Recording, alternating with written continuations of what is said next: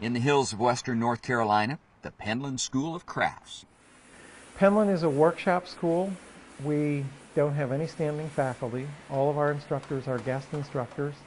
They come along with the students for the duration of their class. The classes are 1 week, 2 weeks, or we also twice a year have sessions that are 2 months long. So that's the duration of the classes, and students and instructors show up at the same time, and they live here for the duration of their class. And students are enrolled in one class at a time. They're working with one instructor on one subject matter, and you can learn a tremendous amount in a very short amount of time that way. We have students all the time tell us that they came to Penland for a couple weeks and it took them a year or two to really absorb and put into practice everything they had learned in that time frame.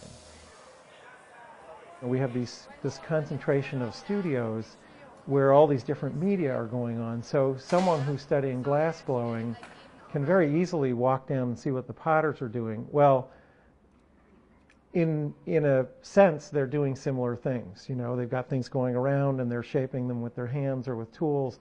And so you've got glass blowers who are going down and looking at people throwing pots and thinking, I wonder if I could make that out of glass. And that kind of thing goes on all the time. So there's a lot of ideas and inspiration that move around in that way.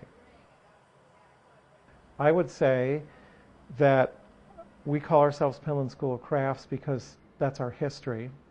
And the other thing is that our programs are primarily rooted in a very strong sense and love for particular materials.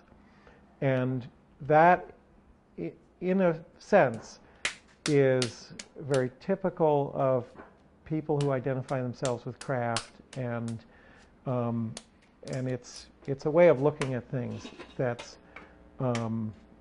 understood and respected in the craft world. Is, you know, people who make pots tend to really love clay, and we really respect that and honor that.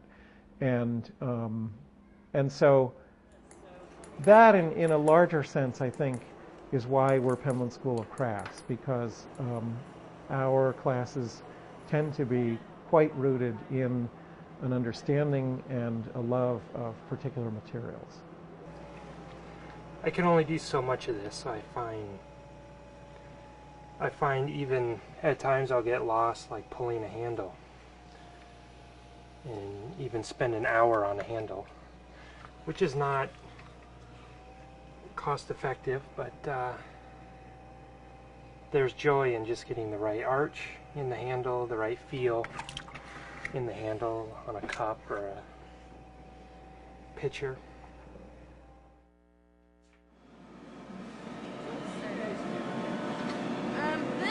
This studio is just in its 5th year of being used. It started in the fall of 2000, and we designed it as a place to teach blacksmithing primarily, but it's also a fabrication area, and we've done a little bit of bronze casting here. So we have 12 coal forges here, and we have some gas forges too, because we teach traditional classes here, and we also teach contemporary conceptual sculpture classes using blacksmithing techniques, and that's what I'm teaching. Is a class in sculpture using traditional blacksmithing techniques in a different visionary kind of a way.